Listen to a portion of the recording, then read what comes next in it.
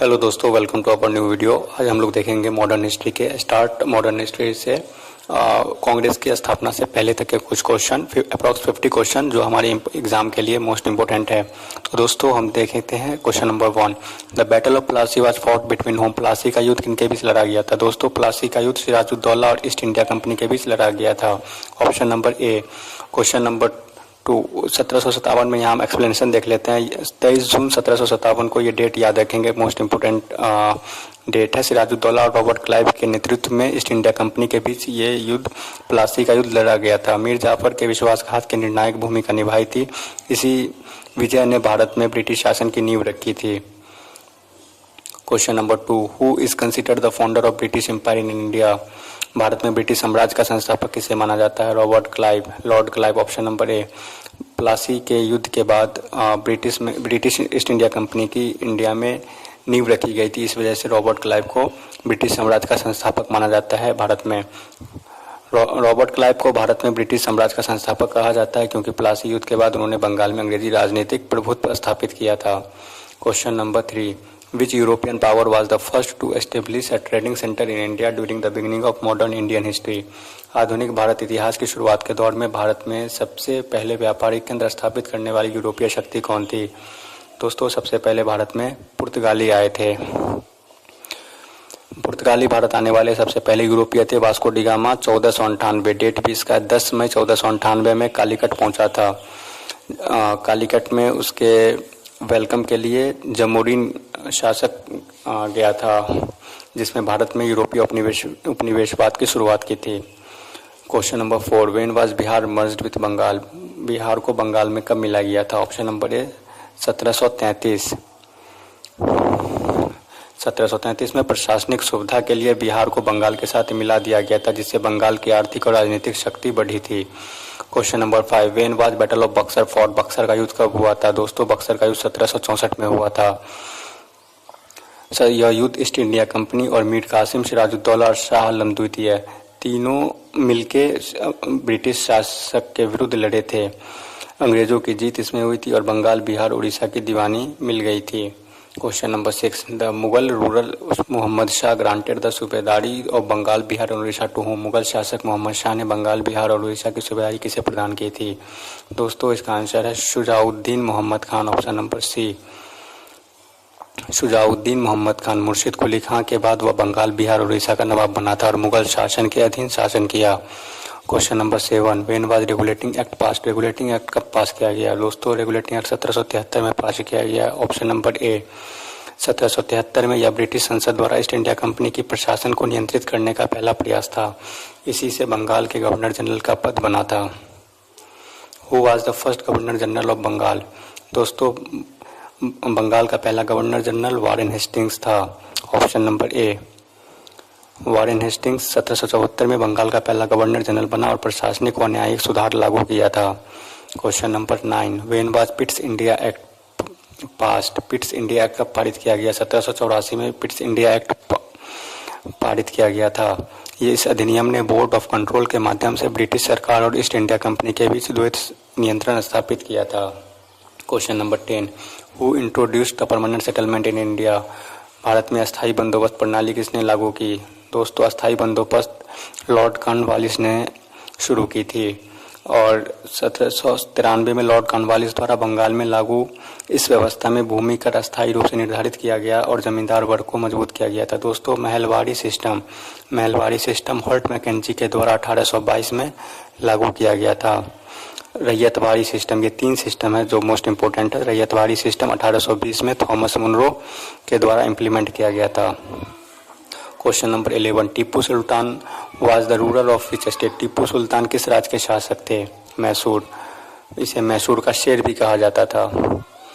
इसका एक्सप्लेनेशन देखते हैं। मैसूर का शेर कहलाने वाले टीपू सुल्तान दक्षिण भारत में अंग्रेजों के सबसे बड़े विरोधियों में थे। उन्होंने आधुनिक सैन्य तकनीक अपनाई और 1799 में चौथे आंग्ल मैसूर युद्ध में लड़ते हुए वीरगति पाई थी।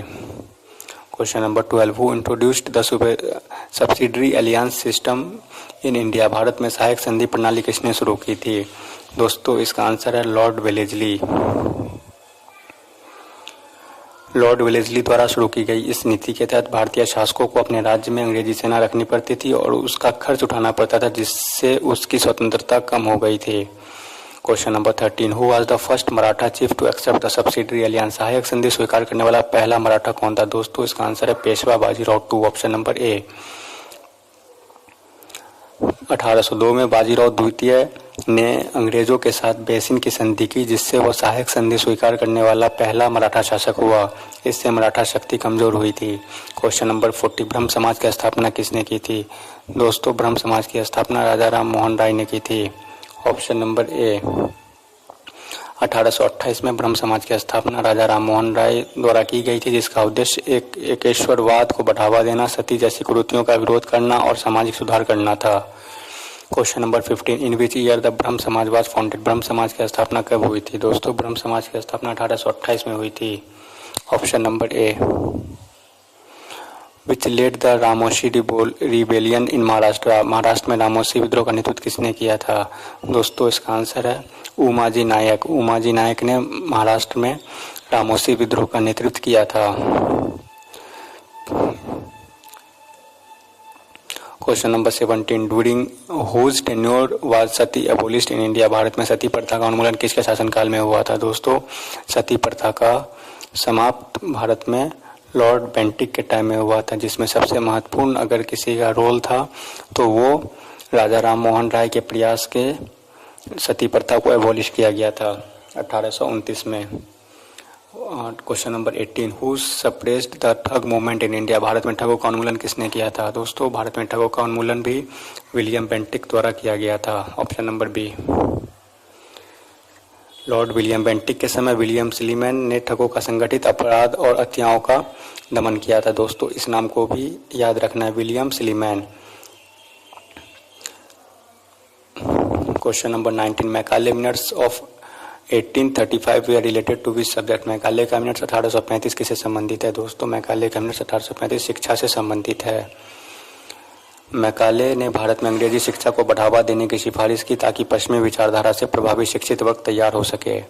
Question number 20, which governor general is associated with English education 1835? 1835 में किस गवर्नर जनरल से संबंधित किया गया था? दोस्तों इसका आंसर है विलियम बेंटिक, ऑप्शन ए। 1835 में के अंग्रेजी शिक्षा अधिनियम ने भारत में उच्च शिक्षा के लिए अंग्रेजी भाषा को आधिकारिक रूप से बढ़ावा दिया था। Question number 21, who introduced the doctrine of lapse? व्यापगत सिद्धांत किसने लागू किया था? दोस्तों doctrine of lapse Lord Dalhousie ने स्टार्ट किया था, जिसमें सबसे पहले सतारा को शामिल किया था।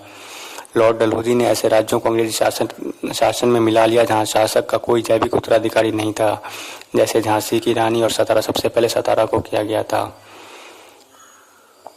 Wood's dispatch was issued in which year? Wood's dispatch दोस्तों 1854 में आया था, जो शिक्षा से रिलेटेड था। इसे भारत में अंग्रेजी शिक्षा का मैग्ना कार्टा कहा जाता है, जिसने प्राथमिक और विश्वविद्यालय स्तर तक शिक्षा व्यवस्था का ढांचा सुझाया। Question number 23, which event is known as the immediate cause of the revolt of 1857? 1857 के विद्रोह का तात्कालिक कारण क्या था? दोस्तों 1857 के विद्रोह का तात्कालिक कारण एनफील्ड राइफल में चर्बी वाले कारतूस था, जिसमें सुअर और गाय के मांस का चर्बी का यूज किया जा रहा था रॉयल इनफील्ड राइफल में अंग्रेजों के द्वारा।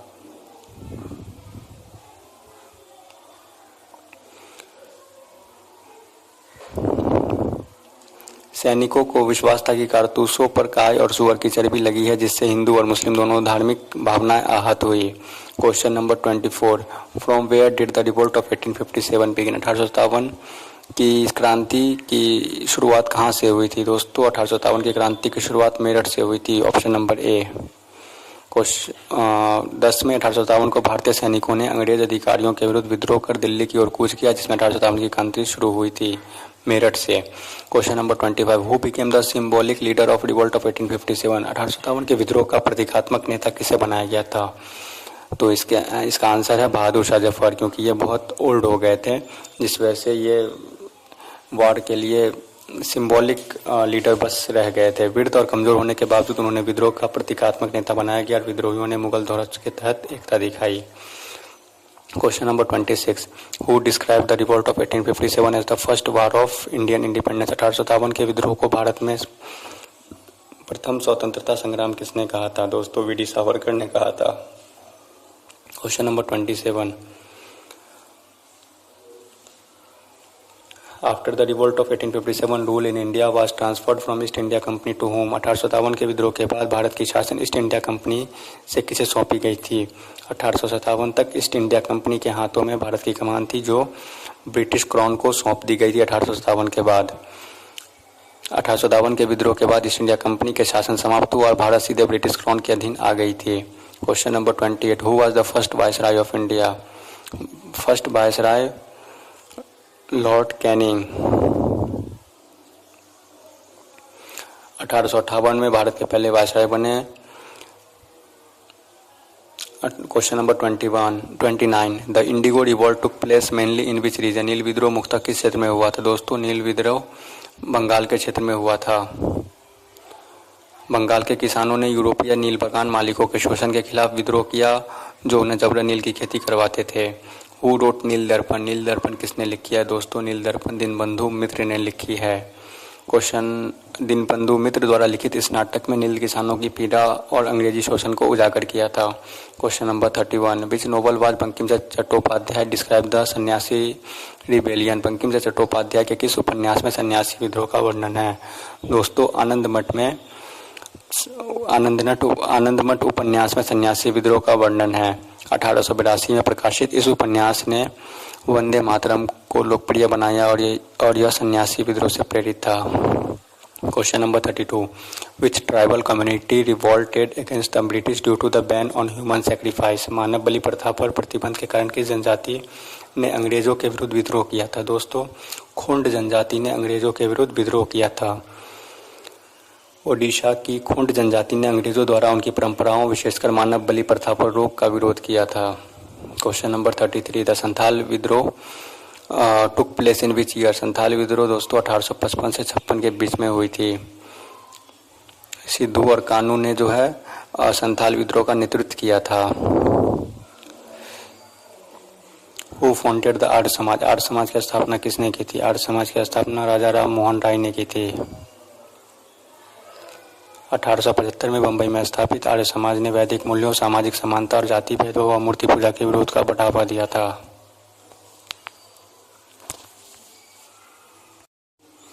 आर्य समाज की स्थापना कब हुई थी? आर्य समाज की स्थापना 1875 में हुई थी। सत्यार्थ प्रकाश पुस्तक किसने लिखी थी? सत्यार्थ प्रकाश पुस्तक स्वामी दयानंद सरस्वती ने लिखी थी। इस पुस्तक में वेदों की ओर लौटने, सामाजिक बुराइयों और अंधविश्वासों के विरोध पर जोर दिया गया था। Question number 37, who founded the प्रार्थना समाज इन 1867। 1867 में प्रार्थना समाज की स्थापना किसने की थी? दोस्तों प्रार्थना समाज की स्थापना आत्माराम पांडुरंग ने की थी। बंबई में स्थापित इस संस्था ने महिला शिक्षा, विधवा पुनर्विवाह और जाति सुधार पर बल दिया था। Who is known as the father of Indian renaissance. भारतीय पुनर्जागरण का जनक किसे कहा जाता है? दोस्तों भारतीय पुनर्जागरण का जनक राजा राम मोहन राय को कहा जाता है। भारतीय पुनर्जागरण राजा राम मोहन राय को इसका जनक कहा जाता है क्योंकि इन्होंने धर्म, समाज और भारत में आधुनिक सुधारों की शुरुआत की। भारत में विधवा पुनर्विवाह के प्रमुख समर्थक कौन थे? दोस्तों भारत में विधवा पुनर्विवाह के प्रमुख समर्थक ईश्वरचंद्र विद्यासागर जी थे। ईश्वरचंद्र विद्यासागर के प्रयासों से 1856 में विधवा पुनर्विवाह अधिनियम पारित किया गया था। Which act realised widow marriage act in India. Bharat में विधवा पुनर्विवाह को वैध बनाने के लिए अधिनियम कौन सा था? विधवा पुनर्विवाह अधिनियम 1856। Question number 41, who founded the Aligarh movement. Aligarh movement किसने स्थापना की? दोस्तों अलीगढ़ मूवमेंट सर सैयद अहमद खान ने स्थापित की। सर सैयद अहमद खान ने 1857 के बाद मुस्लिम समाज को आधुनिक शिक्षा और वैज्ञानिक सोच से जोड़ने के लिए यह आंदोलन शुरू किया था। उनका मानना था कि यह सामाजिक राजनीतिक प्रगति के लिए आधुनिक शिक्षा आवश्यक है। इसी आंदोलन के तहत 1875 में मोहम्मडन एंग्लो ओरिएंटल कॉलेज की स्थापना हुई, जो आगे चलकर अलीगढ़ मुस्लिम यूनिवर्सिटी बन गया। Question number 42, the vernacular press act was pass during which tenure. Vernacular press act किसके शासनकाल में पारित हुई थी? दोस्तों vernacular press act Lord Lytton के समय पारित हुई थी। 1878 में लॉर्ड लिटन द्वारा पारित यह कानून भारतीय भाषाओं को समाचार पत्रों को नियंत्रित करने के लिए बनाया गया था क्योंकि वे ब्रिटिश नीतियों की आलोचना कर रहे थे। यह मुख्यतः भारतीय भाषाई प्रेस पर लागू था, अंग्रेजी प्रेस पर नहीं। इसे अभिव्यक्ति की स्वतंत्रता पर गंभीर हमला माना गया था। Question number 43, in which year was vernacular press act पास? अभी हमने देखा वर्नाकुलर प्रेस एक्ट 1878 में पास हुआ था। Question number 44, which was adopted the forward policy against Afghanistan? Afghanistan के विरुद्ध आगे बढ़ो नीति किसने पास किया था? दोस्तों, अफगानिस्तान के खिलाफ लॉर्ड रिपन ने पास किया था। विरुद्ध आगे बढ़ो नीति लॉर्ड रिपन ने पास किया था। लॉर्ड लिटन। लॉर्ड लिटन ने अफगानिस्तान में ब्रिटिश प्रभाव बढ़ाने और रूस को विस्तार को रोकने के लिए आक्रामक नीति अपनाई थी। इसी के परिणाम स्वरूप द्वितीय अंग्ल अफगान 1878 और 80 में हुआ था। यह ग्रेट गेम की रणनीतिक प्रतिस्पर्धा का हिस्सा था। The Ilbert bill controversy took place in which year? Ilbert bill विवाद किस वर्ष हुआ था? दोस्तों, इल्बर्ट बिल विवाद 1883 में हुआ था। लॉर्ड रिपन की सरकार द्वारा प्रस्तुत इस विधेयक का उद्देश्य भारतीय न्यायाधीशों को यूरोपीय अपराधियों पर अधिकार देना था। यूरोपियनों के तीव्र विरोध ने ब्रिटिश शासन के नस्लीय भेदभाव का उजागर किया। इस विवाद ने भारतीयों में राजनीतिक जागरूकता बढ़ाई थी। Question number 46, who introduced local self governance in India? दोस्तों, local self governance Lord Ripon ने शुरुआत की थी। लॉर्ड रिपन ने 1882 में नगर पालिका और जिला स्तर पर निर्वाचित संस्थाओं की शुरुआत की। इसका उद्देश्य भारतीयों को प्रशासन में भागीदारी देना था और इसे लोकतांत्रिक शासन की दिशा में महत्वपूर्ण कदम माना गया। इसलिए रिपन को भारतीय इतिहास में सम्मानपूर्वक याद किया जाता है। Question number 47, who is known as the father of local self governance in India? दोस्तों, अभी हमने देखा इसका आंसर लॉर्ड रिपन है। लॉर्ड रिपन भारत में स्थानीय स्वशासन के जनक के रूप में कहा जाता है। क्वेश्चन नंबर 48, हंटर आयोग की नियुक्ति किस वर्ष की गई थी? दोस्तों, हंटर आयोग की नियुक्ति 1882 में की गई थी। 1882 में लॉर्ड रिपन के समय नियुक्त इस आयोग ने उड्स डिस्पैच के बाद शिक्षा की प्रगति की समीक्षा की। इसने प्राथमिक शिक्षा के विस्तार और माध्यमिक शिक्षा में सुधार पर जोर दिया था। Question number 49, Hunter commission was related to which field? अभी हमने देखा हंटर कमीशन शिक्षा से रिलेटेड था। वर्नाकुलर प्रेस एक्ट को किस बादशाह ने समाप्त किया था? दोस्तों, वर्नाकुलर प्रेस एक्ट को लॉर्ड रिपन ने समाप्त किया था, जबकि लॉर्ड लिटन ने स्टार्ट किया था 1878 में और 1882 में लॉर्ड रिपन ने इसे समाप्त कर दिया। Who founded the Indian Association in 1876? 1876 में इंडियन एसोसिएशन की स्थापना किसने की थी? दोस्तों, इसका आंसर है सुरेंद्रनाथ बनर्जी। सुरेंद्रनाथ बनर्जी और आनंद मोहन बोस द्वारा स्थापित इस संस्था का उद्देश्य भारतीयों को राजनीतिक रूप में संगठित करना और सिविल सेवा सुधारों की मांग करना था। यह कांग्रेस से पहले की सबसे बड़ी प्रभावशाली राजनीतिक संस्थाओं में से एक थी। क्वेश्चन नंबर 52, भारतीय वर्ग के नाम से कौन प्रसिद्ध है? दोस्तों, भारतीय वर्ग के नाम से सुरेंद्रनाथ बनर्जी प्रसिद्ध थे। भारतीय वर्ग सुरेंद्रनाथ बनर्जी को उनके प्रभावशाली भाषणों, राजनीतिक सक्रियता और प्रारंभिक राष्ट्रवादी नेतृत्व के कारण भारतीय वर्ग कहा गया। उन्होंने शिक्षित भारतीयों को अधिकारों के लिए प्रेरित किया था। Question number 53, who founded the East India association at 1866? 1866 में ईस्ट इंडिया एसोसिएशन की स्थापना किसने की थी? दोस्तों, ईस्ट इंडिया एसोसिएशन की स्थापना दादा भाई नौरोजी 1866 में किए थे। 1866 में दादा भाई नौरोजी द्वारा लंदन में स्थापित इस संस्था का उद्देश्य भारत की समस्याओं को ब्रिटिश जनता और संसद के सामने रखना था। यह राजनीतिक जागरूकता का महत्वपूर्ण मंच बनाया गया था। दोस्तों, अगर आपको हमारा सेशन सही लगा हो, आपको कुछ